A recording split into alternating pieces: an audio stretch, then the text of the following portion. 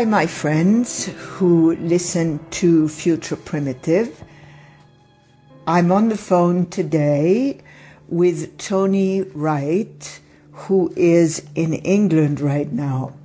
He is the co-author of a book called Return to the Brain of Eden, Restoring the Connection Between Neurochemistry and Consciousness.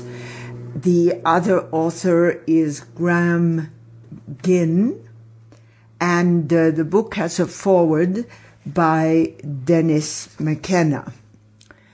It's basically an exploration of our fall from the pinnacle of human evolution 200,000 years ago and how we can begin to return. Tony Wright is a consciousness researcher who studied horticulture and plant biochemistry at the Royal Botanic Garden in Edinburgh. Graham Ginn is an agricultural zoologist, educator, and researcher who has appeared on the BBC. Both authors live in Cornwall, England. So welcome, a warm welcome to you, Tony. And I'd like to begin to ask you, how did you start this exploration of the brain that you've been on? Hello, Joanna. Thanks for having me on. Yes, that's a good question.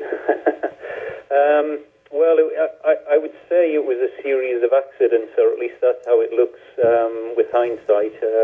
Whether there's some other process going on, who knows? But really, I was studying plants for the most part, and obviously some of the plant sciences that go along with that, so plant biochemistry and evolutionary theory, this kind of thing.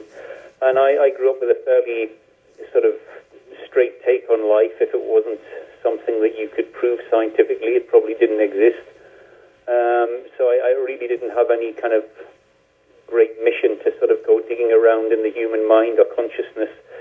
But I met people along the way who inspired me to, be a little bit more curious, and I started combining my limited knowledge at that time with experimentation. I was interested in, I guess, some of the practices and techniques that people claimed would take you to a different state of mind. So a combination of self-experimentation and a little bit of Western science, and really I was looking to see if there was a correlation between what Western science was providing us with all this information and whether it would fit around some of these, I guess, these ancient ideas of human origins and human state of mind. So that's how it all started, and it slowly turned into a bit of an obsession, I guess. So you speak about the right and the left part of the brain. Can you talk to us about a personal experience that you've had that has allowed you to differentiate your connection to either side of the brain? Yes. Well, I think going back to some of the changes I made that at the time seemed quite radical, but now seem common sense. And one of the initial changes I made was what we call diet. I changed my diet. I was interested in what humans evolved, or the environment that humans evolved in, and the sort of standard thinking is it was forest dwelling and eating what we call an unprocessed diet, a plant-based diet, and so on. So I got very interested in the idea that, well, if you change that basic parameter, what impact would that have? And of course, diet is a word we're all familiar with, but really it's changing the whole molecular biochemistry of your physiology, including your brain, how you build it, what you run it on. So that was the first change I made. And initially that was a combination of curiosity, and I thought maybe it'll be good for health reasons and so on. And it took maybe 2 or 3 years of eating that way, quite differently to what I'd certainly grown up with. And I began to notice effects on my perception. Nothing astounding, but certainly something different was going on, the way I perceived things, the way I could look at information, and also just sort of thinking in a more visual way. That's something I began to notice. So that got me curious, and then I began to look more specifically at these other kind of techniques I'd been reading about, including things like Vision Quest, the sort of traditional Vision Quest, where participants would stay awake for days on end with the claim it would take you to an altered state or a different state of being. And then, of course, there's the traditional use of plant medicines and so on.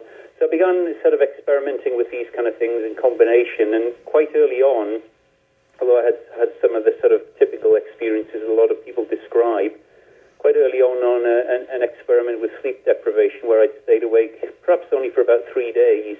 Mm-hmm. I had what appeared or perceived to be a very unusual experience where it was as if I'd woken up and become someone completely different, although there was some sense of familiarity as well. But it included very big clues. Then initially I couldn't speak. I was aphasic, so I had no speech. Mm-hmm. And the right side of my body, my arms, my legs, on the right side had a sort of sense of pins and needles, and I couldn't. It was like a sense of paralysis. It kind of sounds like a stroke symptoms or something. But hand in hand with that, with this experience of feeling, well, difficult to find the words, but a profound sense of something very different, a great sense of freedom, liberation, and a great sense of joy, I guess. So some quite physical clues, really, sort of perceptual experiences hand in hand with some physical clues. And the sort of standard literature talks an awful lot about the way our brain currently works, and the way it's currently wired is the left side of our brain has a big influence on the right side of our body and vice versa. And also the left side of our brain is speech dominant. So it kind of made sense to explore the idea that I'd somehow managed to put the left side of my brain to sleep because I'd stayed awake for a few days, and something else emerged that normally doesn't emerge or doesn't get much of a chance to emerge. So that was the early experience, and it was such a shocking and profound experience, shocking in a very positive way, that it really just fueled my enthusiasm, and I began a lot more sustained experimentation. I mean, this was back in about 1994, I think. So I spent the next 3 or 4 years trying all sorts of combinations of experimental approaches, and that was sort of the basis of my self-experimentation, I guess. So I want to go back to, you used the word joy. Do you think that perhaps you say that 200,000 years ago, the expansion of our brain, the growing of the brain, or at least one side of the brain, stopped, and that we were at a sort of pinnacle? And so I was wondering if you thought that perhaps we seem to live pretty much in a joyless world. Do you think that the left brain might impede our ability for joy? Very much. I think that's the current state we find ourselves in. Not that it's anybody's fault, but I suppose in essence what I think has happened is that our consciousness system, our perceptual system, was expanding at a very unusual rate, and almost as if it was proliferating. The new part of our brain was expanding rapidly, and it was a different kind of structure. It was actually less structure. There was less specialization, and I think this brought with it a wholly different kind of experience of self, the kind of experience that today we would label with things like divine wonder and rapture and joy and so on. But I think this was the normal state, how we experienced ourselves. And of course that's alluded to in much of the Arcadian traditions. Most of the traditions, they don't talk about things being a little bit better. They usually talk struggle to find words, but talk about some kind of profound and divine rapture. And of course, history tells us, and of course people today still experience glimpses of that, whether it's spontaneously or through using various techniques and practices, So clearly we seem to be wired for that capacity, and yet, as you say, and I completely agree, generally, that's not what is reflected in the world we live in today. These are fleeting glimpses, usually, if we're lucky even enough to have that. So I think that was something that was normal at one time, and then there's been a process of degeneration where our whole neural system has lost this capacity to some degree, but one side of our neural system has lost it almost completely. It's reverted to a much more primal form, great for survival, great for competition, great for all the things that most survival systems do, but it lacks that capacity to have a kind of self-awareness that, well, again, it's very difficult to describe. Of course, we're stuck with words, and words can only convey a tiny glimpse. Left brain. Something profoundly other. Again, if anybody's had those experiences, they know exactly what I'm talking about, and if they haven't, it just sounds like some kind of hippie talk. But it really does seem to exist. History, as I say, is littered with endless accounts, and they all seem to have the same essence. They might use slightly different language, cultural influence, but the essence is always the same. It's phenomenal, it's divine, it's rapture, and it's the kind of experience that if you could stay there, you would stay there for the rest of your time. Mm-hmm.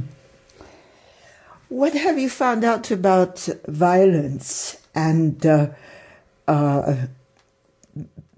what violence is and where it's located and how long has it been around?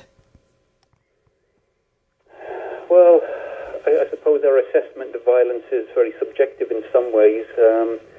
But I think in terms of the human condition, I think it's mostly in our current state. It's born out of fear and the need to control. And I think that comes with this increasingly primitive neural system, or one side of our neural system, that, again, it's lost this capacity for self-awareness. The world's now a very frightening place. There's not very much it can experience. It lives in a world of concepts and beliefs, and an awful lot of things are beyond its comprehension. So it's quite a frightening place. And I think the more frightened you are, and this condition that I'm talking about, I think has a degree of symptoms. Some people have it more acutely than others. Well, I think the more afflicted you are, the more intention you have to want to be in control, to try and create some semblance of certainty where, of course, there is none. And that, in turn, can lead to aggression and violence. And it's really going back to a much more primitive system where competition was the norm, and we see that in a lot of species where there's a lot of what we call violence, although clearly that's a more normal behavior. But I think with humans it's a regression. We emerged from that state, we acquired something completely different, completely amazing, and then it's been eroding. We've been slowly reverting back to this more primitive form, and it's beginning to dominate more and more, although I think there's a range of symptoms. Some people much less so, some people much more so, but unfortunately the people who are most frightened of all tend to want to be in control the most, and they end up running everything else. And, well, if you look around, that's what you see. Tony, what have you found out about where consciousness is located? And speak to us about your study of consciousness. Location of consciousness, that's a pretty good question. I try not to comment on that too much. I'm more interested in what appears to be the really good correlation between structure and perception. So clearly it seems anyway that our neural system, our brain, plays a very big role in our sense of self, our consciousness. Tiny, tiny little changes, whether it's congenital problems, congenital defects, structural changes, or of course changing the neurochemical environment, even with a few molecules of LSD or whatever it is, has a massive impact on our perception. So again, I'm primarily interested in looking how that structure has changed, how the neurochemistry has changed, and how that must impact on our sense of self. However, not to run away from the question, I certainly don't want to give the impression that I think we are our brain, or we are our neural system, or even that it generates consciousness. If I had to sort of commit myself, I'd say that's more like a transceiver or a television set, or something like that, where the precise structure is incredibly important, only to facilitate the emergence of consciousness. Now, quite how on earth that works, I have no idea, and I don't think anybody does. But I think it's more like we're tapping into a universal sense of consciousness, and the lens that we use, the precision is incredibly important, in the same way that the lens of a telescope is incredibly important. If it's not ground perfectly, if it's not polished correctly, the image you get will be distorted. So I think that's how a neural system works. It's a phenomenally complex piece of equipment, and I sort of say it acts like some kind of lens, allowing the emergence of consciousness to come through it. So it's not. I'm not suggesting it generates consciousness. It facilitates it somehow. So would you say that the right and left part of our brains are different lenses, like with a camera, where different lenses? Yes. Again, in our current state, one of the analogies I use is a little bit like that. I kind of liken it to a pair of binoculars, and I think in the forest environment, with the influence of all this complex biochemistry, particularly the hormonally active chemistry, which maybe we'll get to in a bit, it changed the function of both sides of the brain. It sort of ironed out the differences that were almost certainly there. And a new kind of lens, or a pair of new lenses emerged, the neocortex, the new layer of the brain, and they became increasingly identical with phenomenal new abilities, new functions, and so on. And they acted as a singular lens in the same way that if you look through a binocular, if you get it all set up right, you see a singular image. And I think that's exactly how it was working. That's exactly how it was supposed to work. But since this separation, since we left the forest, and since all the biochemistry went missing, it's had an impact on the development, the design almost of the two lenses, and they've both degraded to some degree, but one has degraded much more than the other. So effectively, we have a pair of binoculars where one lens is pretty much cracked and it's out of focus. The other lens is in better shape, but it's kind of got the lens cap on it. So we're stuck with using the one lens that really we can't see anything, we just think we do.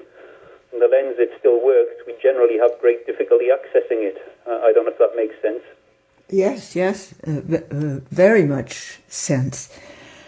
So really, yeah, we're really, we're stuck using a lens that is in really bad shape, and that's what we're trying to figure out, who and what we are and what's going on. Well, of course, we end up just running around in circles. We can't figure out anything at all with using a piece of equipment that doesn't work. But fortunately, we still have, if we can figure out how to do it, we have access to a lens that may not be in perfect condition anymore, but is in way, way better shape. And if we can find ways to access it, then we get a sense of reality. We get a sense of what we are, who we are, and we can start to see something a little bit more clearly. And I think that's what all these ancient traditions were about. They were screaming at us, telling us we were sliding into a deluded state, and they were leaving us all these clues, including practices. I like to call them treatments. Again, I've tried to put all this, what is really a very ancient idea, in language the egotistical mind can understand. Of course, all the language is arbitrary, but that's why I use neurological terminology. So I'm really saying this is a neurological condition, a neurodegenerative condition, and our ancestors were coming up with ingenious treatments to try and slow the condition down and to try and access what remained of the function in this lens that we don't find easy access to anymore. And when you strip away all the dogma and all the belief, which again one of the traits of the left hemisphere is it gets very attached. It sort of runs on concepts and beliefs, and that becomes its identity, and it will defend its identity almost to the death. Whether it's yes. a sort of national identity, or it's a belief that only, for example, only meditation is the right approach, or only changing your diet is the right approach. So when you strip all that away, it looks like all these treatments fell into three related categories. One was about rebuild and restoration. That's basic dye. It's like basic engineering. You know, what you build the most complex thing we know from. You build it from junk, or you build it from the best material you possibly can. Pretty obvious. And then the other two groups of treatments fell into two camps. Either treatments to inhibit the sense of self, the lens that wasn't working very well at all. So techniques to inhibit the left hemisphere from the Trappist tradition, for example, say not speaking for days, weeks, months on end, starving it of its ability to take control. Things like sleep deprivation seem to tire the left hemisphere out more quickly than the right, and so on. And then you had techniques to stimulate the right hemisphere, so anything that was complex, complicated, anything the left hemisphere can't do, which is pretty much everything anyway. So things like singing instead of speaking, complex movement and dance.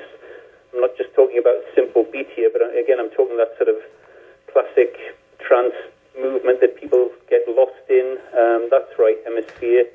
And then, of course, trying to compensate for the loss of neurochemistry with various neurochemical analogues. So you have the plant medicine tradition, yes, and these chemicals seem to they sort of affect the right hemisphere more than the left. They sort of engage the right hemisphere at the expense of the left. So again, that's another route in. But really, we should be looking at a holistic approach instead of being attached to one particular tradition. It's like, well, what's the holistic problem here? Really, we should be applying them all. Rebuilding, inhibiting the left, engaging the right. And that, I think, is a very simple formula, if it's applied judiciously and carefully, guaranteed to give you at least a glimpse of what you really are. It's not a full solution, of course. How to repair the left hemisphere would be the next challenge. But in the meantime, we have access to something much more functional, and it's not actually that difficult to do. As a horticulturist, do you think that the earth has given us the plants to repair this imbalance, actually?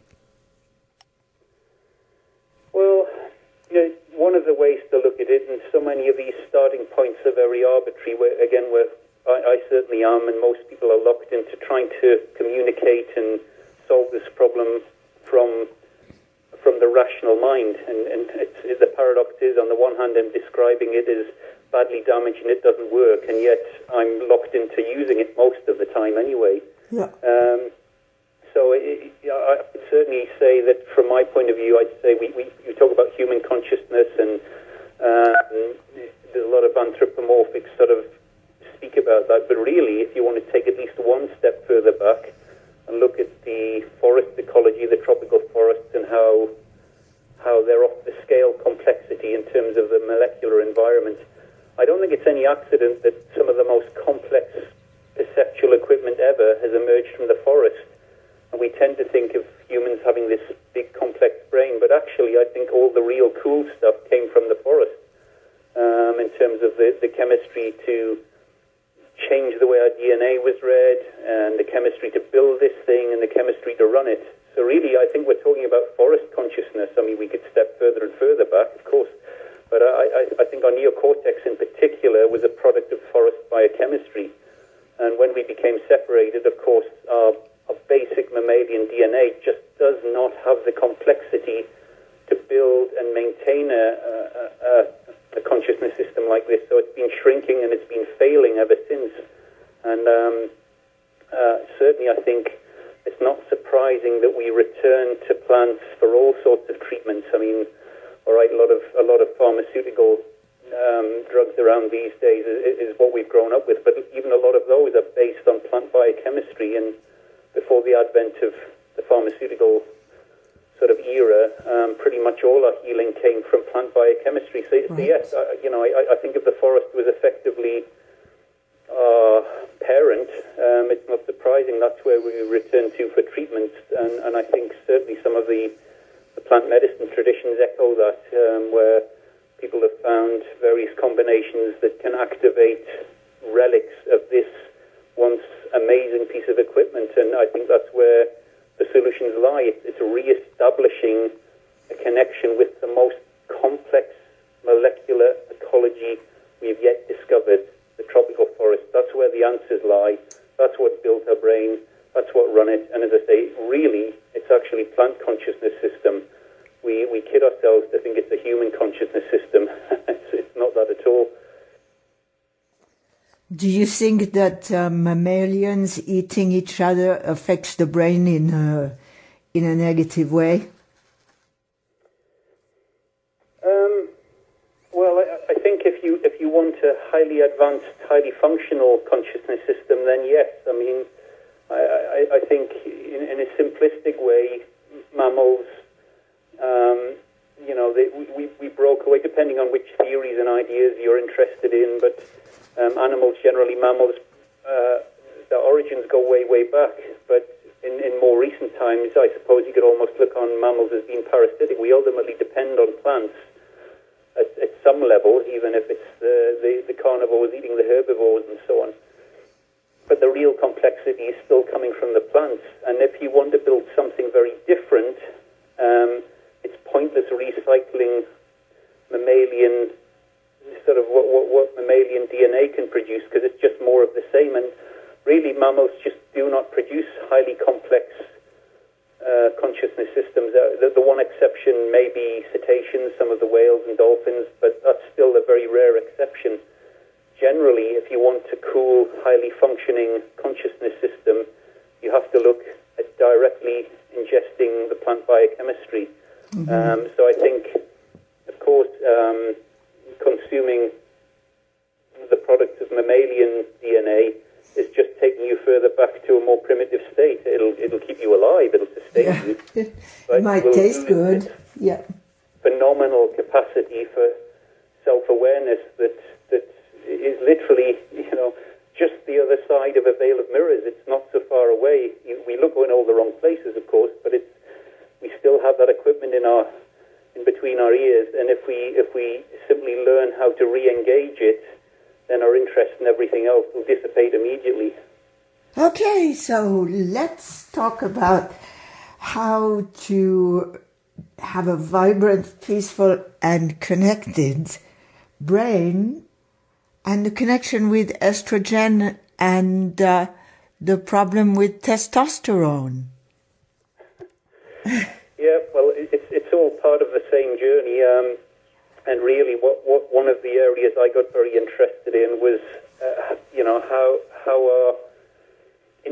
our endogenous hormone system works, and your typical mammalian hormone system. And for the most part, they run on sex steroids like estrogens, like testosterone. And these are incredibly important, incredibly powerful hormones.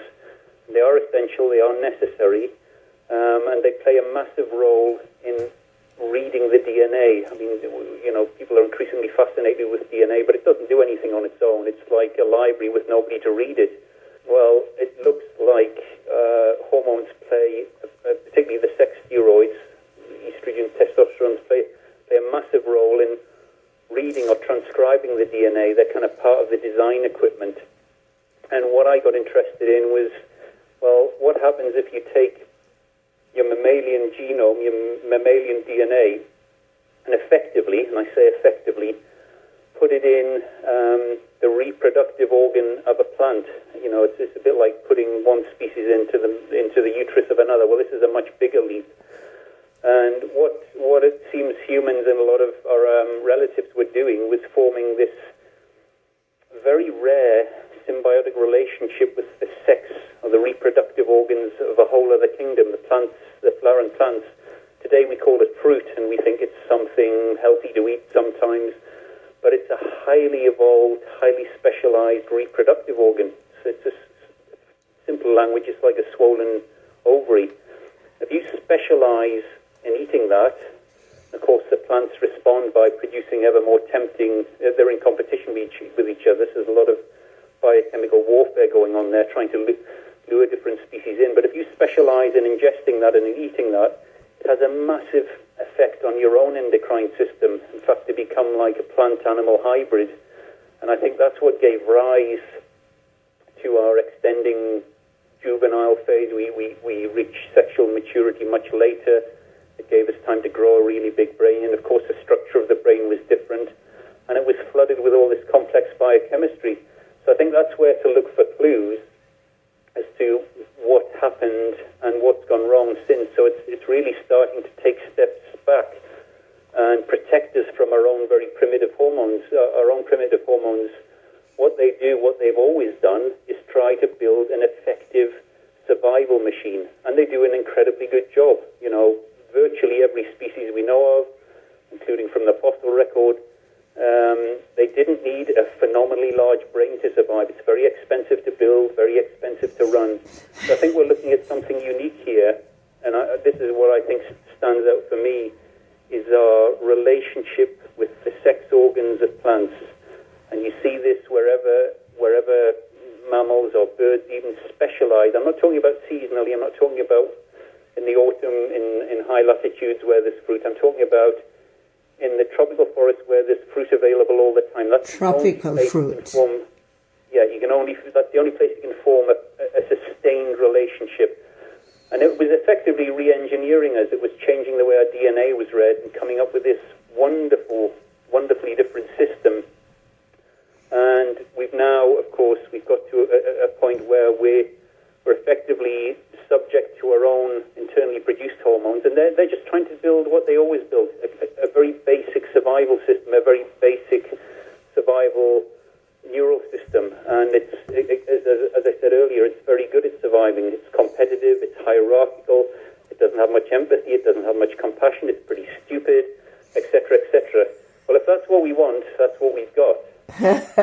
But of course, we can begin changing that. We can begin putting back this kind of symbiotic relationship and start protecting us from our very own hormones and bringing in the plant hormones, the plant biochemistry, and start to reactivate what's left of this system and get it back on track. And I think that's entirely possible. And again, I think that's what all the ancient traditions were trying to do. They were coming up with all sorts of ingenious approaches to treat what is a very, very serious condition. You know, it's not a mild condition, it's serious, and it has severe symptoms. You just need to look out the window, look on TV, and, you know, we spend most of our time engaged in self-harm, and that's a symptom of severe mental ill health when you're hurting yourself. And by that I mean as a species, collectively, we're just hurting ourselves, crippling ourselves, and damaging the place we live. And you know, that's all the evidence you need.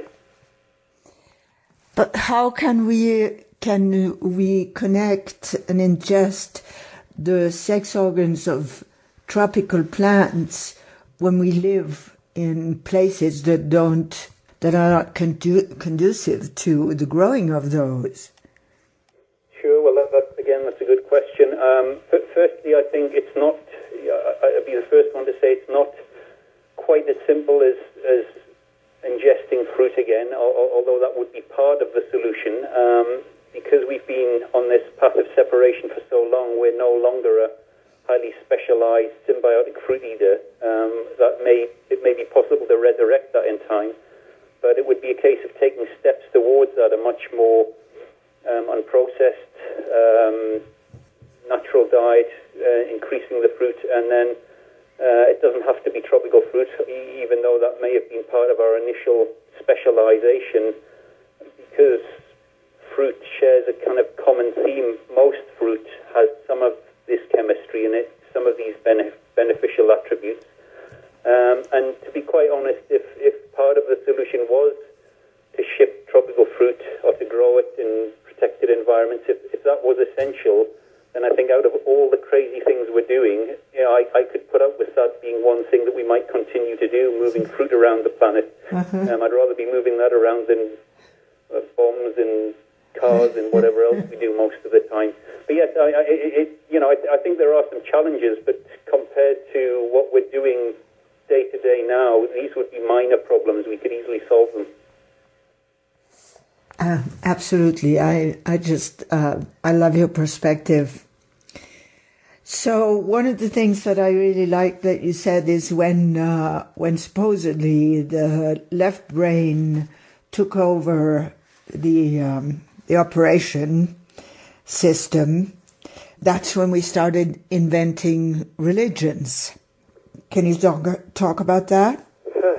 Well, that's always an interesting area to talk about. But yes, I think I divide it very simplistically into experiential approaches to try and re-engage this consciousness that we were losing. And again, that comes in all sorts of guises. But then I think it begins to change. We see this in recorded history. In fact, I'd go as far as saying recorded history is itself a symptom of degeneration. I think there's good evidence that the right hemisphere, or both hemispheres, when they were working, we had phenomenal eidetic memory. We couldn't forget anything, and we remembered everything we ever needed, and it was passed down orally. Today we might see that as a primitive and weak thing that doesn't work, but actually we have it back to front. So we had this phenomenal capacity, and as that began to be lost, we had to keep records. We had to invent writing and stuff, and even the evolution of writing goes from much more poetic and much more holistic, and has become ever more reduced. And the left brain tends to see that as more advanced, but it's actually more stupid and more simple. Anyway, there's a correlation then. I think that's echoed in what we call the religious traditions, where we go from experiential to beliefs, concepts. And again, the modern neurological data is very supportive of this, that the left side of our brain does not perceive reality. It invents concepts, abstract concepts, and that's what its identity is. So although we can come up with concepts that may approximate reality in some way, it's not reality, it never can be, but there's always the risk of coming up with concepts and beliefs that have absolutely nothing to do with reality, and yet we still identify with them. Yes. So I think this is the area where it gets a bit tricky, trying to separate out experiential traditions and where they slowly morphed by degrees into belief systems that may originally have had some essence of reality in them. In fact, most of the great religions that have been codified and conceptualized still have this theme running through them, that we were sliding into delusion, that there was something amiss, some kind of separation going on.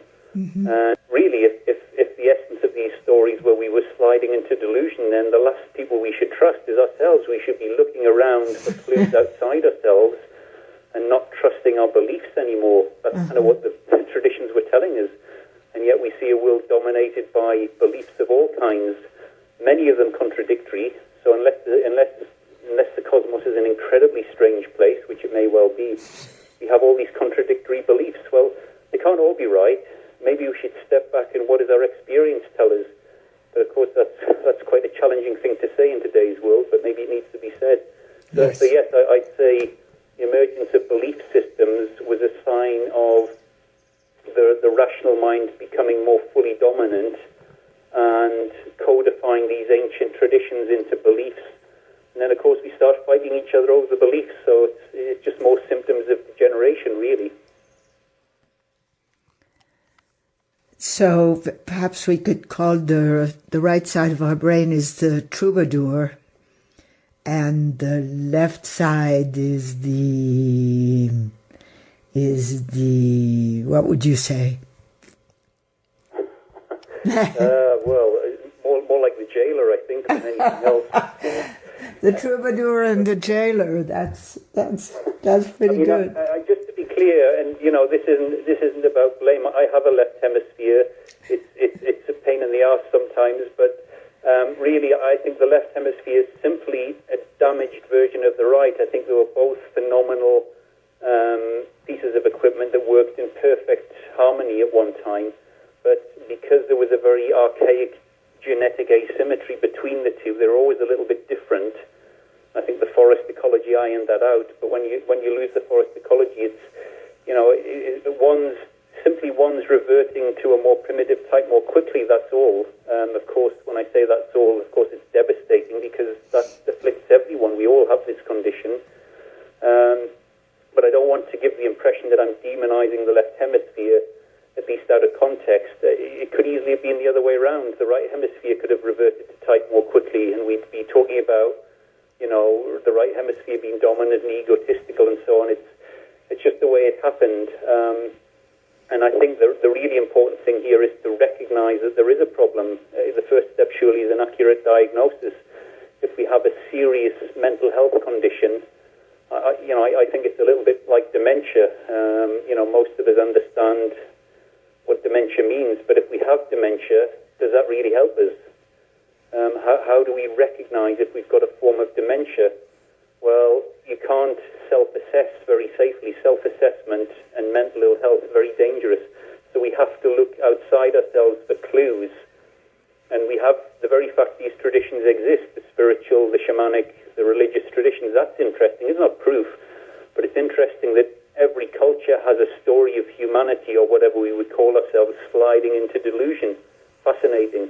Then if you look at our collective behavior, well, it's a no-brainer. Anybody who thinks we're not in serious trouble has got this condition a little bit worse, I think. We're pouring all our energy, and it takes masses and masses of energy to maintain these incredibly inhumane systems, hell-bent on destruction. Well, again, that's a symptom of mental ill health. And then, of course, the area I'm particularly fascinated with is Western science, for all its failings. Reductionism is often seen as a very powerful tool to look at lots of detail. I think reductionism is a symptom of left brain dysfunction. Yeah. It cannot see reality. It cannot do context. It cannot see the whole picture. It can only look at one bit at a time.